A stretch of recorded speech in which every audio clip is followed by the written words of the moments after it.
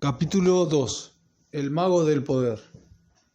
Es sabido que Stalin alcanza el poder absoluto eliminando uno tras otro a sus iguales. Bueno, eso es absolutamente falso, ¿no? Pero bueno, sigamos. Lo extraordinario es que, sin recurrir a la violencia física, consigue destruirlos políticamente años antes de acabar con ellos. ¿Cómo lo logra?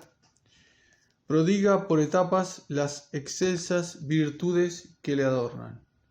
Paciencia infinita, talento, astucia, prudencia, cinismo, crueldad. Bueno, sin palabras, ¿no? Pero además resulta que está cargado de razón. Pretende sacar al país del atraso medieval y transformarlo a marchas forzadas en una gran potencia capaz de repeler cualquier agresión. Y sus adversarios, unos por motivos ideológicos o por considerar ilusorio ese propósito, otros por mero oportunismo, se oponen radicalmente a sus planes y se confabulan para derribarle. Stalin, seguro de sí mismo, puede con todos ellos. Desbroza paso a paso el camino hacia la cumbre. Una historia fascinante que demuestra su insuperable maestría en el arte del poder. A primeros de abril de 1922, la prensa occidental se hacía eco del nombramiento de Stalin por el Comité Central a propuesta de Lenin como secretario general del partido, un nuevo puesto, se subrayaba, sin trascendencia política alguna. En aquel tiempo, tras la victoria en la guerra civil, la popularidad de Trotsky, el mítico creador del Ejército Rojo, era inmensa, comparable a la del propio Lenin. Bueno, esto es absolutamente falso, ¿no? Continúo. Este, sin embargo, nunca le tuvo por su primer lugarteniente, confiaba más en el maravilloso georgiano, un trabajador infatigable que desempeñaba con éxito innumerables funciones, entre ellas el nombramiento de cuadros y la inspección obrera y campesina, lo que le daba de hecho el control sobre el aparato del partido. Además, Stalin, esto hay que señalarlo, comandó el Ejército Sur, es decir, estaba prácticamente a la par de Trotsky. Esto no lo dice el autor del libro, ¿no? Stalin, además, era el representante del Comité Central en los órganos de seguridad, donde supo granjearse grandes amistades. Su director, Félix Dzerzhinsky, fundador de la Checa, se convirtió en uno de sus íntimos. No habían pasado 2 meses desde el nombramiento de Stalin como secretario general cuando Lenin sufría su primer ataque cerebral que le mantuvo alejado de los asuntos durante casi medio año. Vuelto a la actividad en octubre con grandes limitaciones, un segundo ictus a mediados de diciembre le dejó prácticamente incapacitado. Lenin se engañaba a sí mismo. No percibía la gravedad de su estado. Era el líder incontestado y creía dirigir el país mediante las notas que de tanto en tanto dictaba para sus colaboradores más cercanos. Pero los altos dirigentes sabían que estaba condenado y se aprestaban a la lucha por la sucesión. Tenían en común el pánico a que Trotsky, al frente del Ejército Rojo, se alzase con el poder. Y es entonces, tras la recaída de Lenin, cuando Stalin levanta el telón para dar comienzo a su obra más acabada.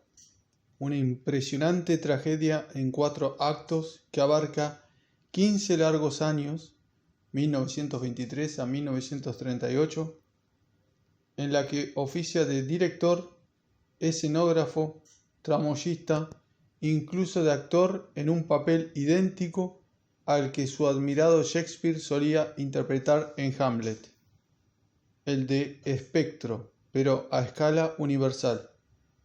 Si el espíritu del padre asesinado tiene un papel secundario en el drama de Shakespeare, el fantasma de Stalin es una figura trascendente que apenas sale de escena.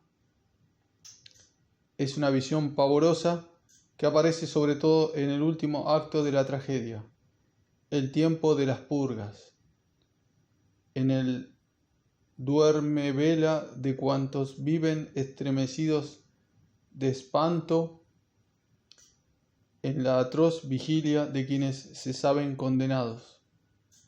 Bukharin, en una de las angustiosas cartas que escribe a Stalin desde la cárcel, le confiesa que ha soñado con él. Son tantos los protagonistas del dantesco drama staliniano que el riesgo de perderse a lo largo de la trama es evidente. Se prescinde por ello de los fieles, los hombres de confianza de Stalin, aunque alguno de ellos aparece entre bambalinas fugazmente. También se excluyen los cientos de actores secundarios, seguidores de las diversas corrientes opositoras que fueron eliminados cuando cayeron sus líderes. Quedan así como dramatis personae 7 personajes principales: un alto mandatario sin mácula, oportunamente desaparecido, y los grandes adversarios del secretario general que no lograron destronarle aún estando a la cabeza del Ejército Rojo, del gobierno, de los sindicatos, de las poderosas organizaciones del partido en Moscú y Leningrado, de la Comintern, la Internacional Comunista, de la prensa oficial con sus tiradas millonarias, además de integrar junto con Stalin el Politburó, el exclusivo Sanedrín de 7 miembros, órgano efectivo del poder. La lucha por el poder. Tragedia en 4 actos. Dramatis personae. Por orden de desaparición de la escena. Lev Trotsky, 1925. Mikhail Frunze, 1925. Lev Kamenev, 1925. Grigori Zinoviev, 1926. Nikolai Bukharin, 1929. Mikhail Tomsky, 1929. Alexei Rykov, 1930. Lev Trotsky, 1879-1940. Su biografía es ampliamente conocida.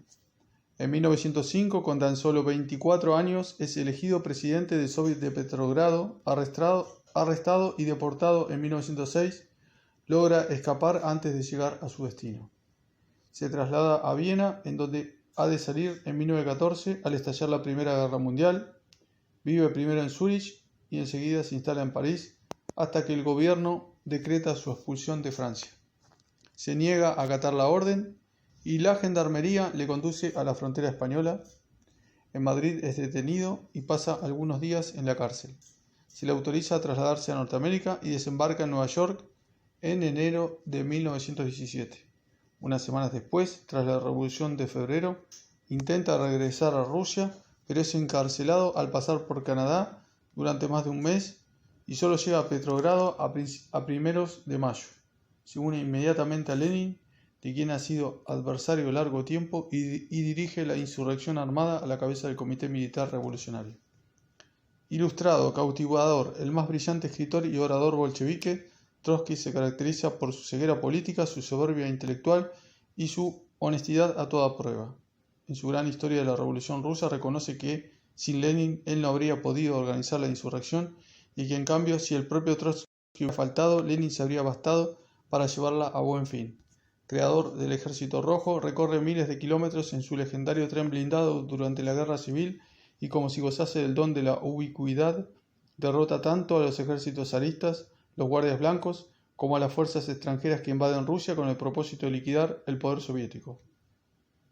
A la muerte de Lenin, que en su testamento califica a Trotsky y a Stalin como los hombres más eminentes del Comité Central, es jefe del Ejército Rojo como comisario del pueblo para el Ejército, la Marina y las Comunicaciones y presidente del Comité Militar Revolucionario. Bueno, todo esto es absolutamente falso, ¿no? Trotsky no es para nada honesto, es un aventurero, fue antimarxista, antileninista toda su vida, se acercó, jamás fue bolchevique, siempre adoptó una tercera posición de los mencheviques y los bolcheviques. De 1902 a 1917, durante 15 años combatió a Lenin con todas sus fuerzas y fue derrotado.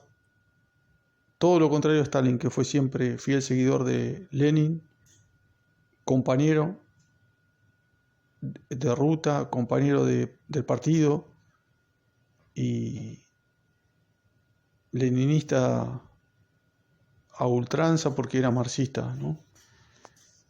Así que bueno, todo lo que dice con respecto a Trotsky está absolutamente equivocado. Mikhail Frunze, 1885-1925, activista político desde la adolescencia, es detenido en 1904 por primera vez en una manifestación ilegal, liberado poco después, asiste como delegado a los congresos tercero y cuarto del partido celebrados en Londres y Estocolmo. Arrestado de nuevo en 1907, se le acusa de organizar un atentado contra un suboficial de la gendarmería y es condenado a muerte. La sentencia se conmuta por 7 años de trabajo forzados, de los que pasa 4 en distintos presidios. Desterrado a Siberia para que cumpla el resto de la pena, vuelve a prisión poco antes de quedar libre por haber creado varias células comunistas entre sus compañeros de cautiverio. Logra escapar y se camufla en el ejército. Se enrola bajo otro nombre en una de las unidades que luchan contra Alemania en la recién comenzada Primera Guerra Mundial y reanuda su actividad proselitista entre los exasperados combatientes a quienes falta de todo. Participa en la Revolución de Octubre a la cabeza de un destacamento de soldados desertores captados por él a favor de los bolcheviques. Durante la Guerra Civil se distingue por sus excepcionales dotes de mando y el fervor que despierta entre las tropas. En 1921 es elegido miembro del Comité Central a propuesta de su amigo Zinoviev. Estudioso, inteligente, preocupado por estar al día en temas militares, Frunze es un hombre idealista, recto, incapaz de doblez alguna y, en palabras de Trotsky, su superior en la guerra civil, un jefe militar de gran talento. A la muerte de Lenin es vicepresidente del Comité Militar Revolucionario y adjunto de Trotsky en el Comisariado de Guerra y ejerce de hecho como jefe del Estado Mayor General. Lev Kamenev y Grigori Zinoviev, ambos 1883-1936.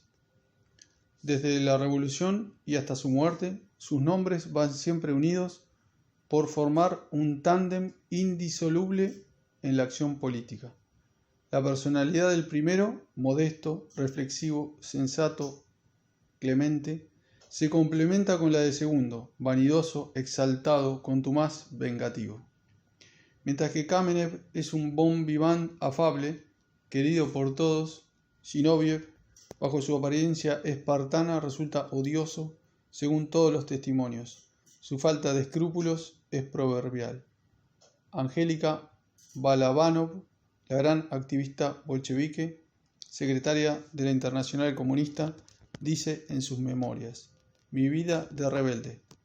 Después de Mussolini, a quien conocí mejor y durante más tiempo, considero a Zinoviev el individuo más despreciable que he conocido en mi vida. Si había que socavar una reputación revolucionaria, Lenin encargaba a Zinoviev la tarea. Kamenev, dirigente de los movimientos estudiantiles en San Petersburgo y Moscú, tras ser arrestado en 1902 y pasar varios meses en prisión, se traslada a París y allí conoce a Lenin y a una hermana de Trotsky, que sería su esposa. A su vuelta es detenido de nuevo y se le niega el reingreso en la universidad. Arrestado repetidas veces, en 1915 es condenado al exilio en Siberia, casualmente en la misma localidad, Turjansk, donde se encuentra Stalin. Este lo observa atentamente un par de días y dice a sus camaradas: este hombre no es de fiar, puede traicionarnos. Regresan juntos a Petrogrado en 1917 tras la abdicación del zar y ambos entran en la redacción de Pravda. Kamenev es elegido miembro del Comité Central ese mismo año. Stalin lo es desde 1912.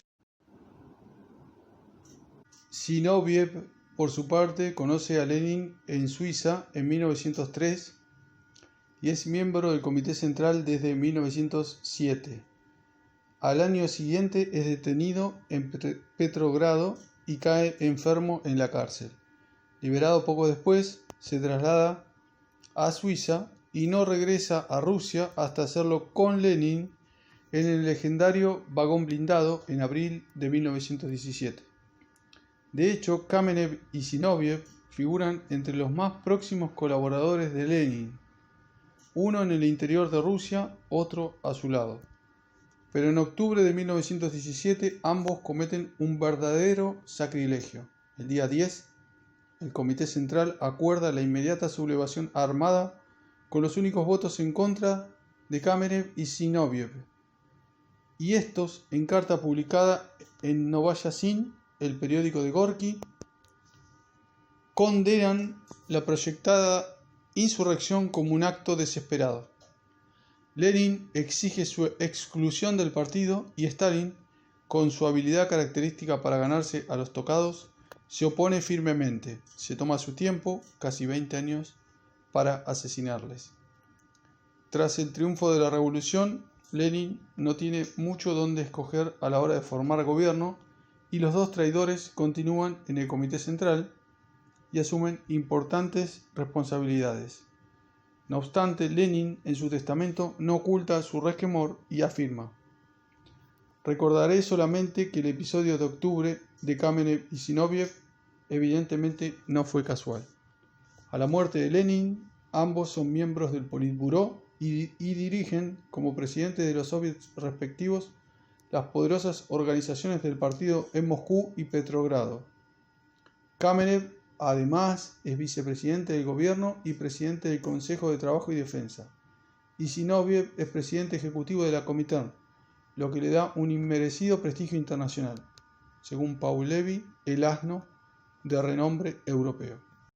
Nikolai Bukharin, 1888-1938. Líder nato desde la adolescencia, brillante tribuno, estudioso, gran lector, ingresa en el Partido Socialdemócrata, facción bolchevique, en 1906 y se inicia inmediatamente en el trabajo clandestino. Es detenido en sucesivas ocasiones, pasa varios meses en prisión y huye al extranjero.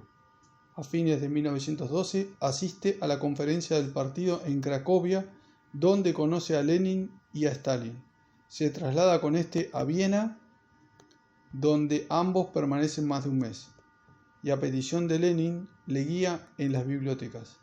Stalin está trabajando en su obra El marxismo y la cuestión nacional, y necesita documentarse. En la capital austríaca, en pleno invierno y con poco dinero, las horas en la pensión se hacen eternas, y Bukharin lee a su camarada la obra más conocida de Baltasar Gracián, traducida al alemán por Schopenhauer. Un cuarto de siglo más tarde, Stalin dirá con sarcasmo de quién es entonces su enemigo. Se conoce que el esfuerzo de traducir en voz alta del alemán al ruso le impidió enterarse de lo que leía. No aprendió nada del arte de la prudencia. En su llamado testamento, Lenin define a Bukharin como el niño mimado del partido, como su más eminente teórico, aunque añade que sus opiniones no son enteramente marxistas, pues nunca ha estudiado ni comprendido la dialéctica. Algo infantil, en efecto, vehemente, poco flexible, Bukharin se rebela contra la paz de Brest-Litovsk, que pone fin a las hostilidades con Alemania en la Primera Guerra Mundial.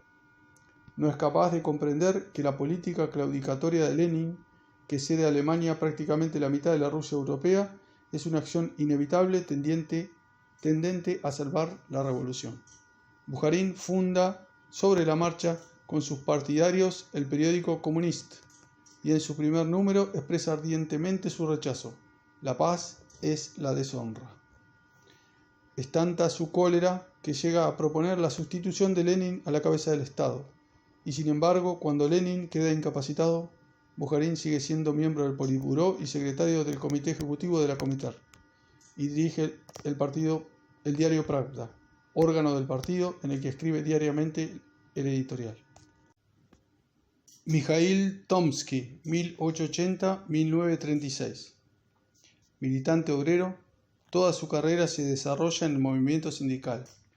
Arrestado varias veces por su actividad clandestina, pasa más de una década en prisión. En 1911 es condenado por última vez. 5 años de trabajos forzados que cumple íntegramente.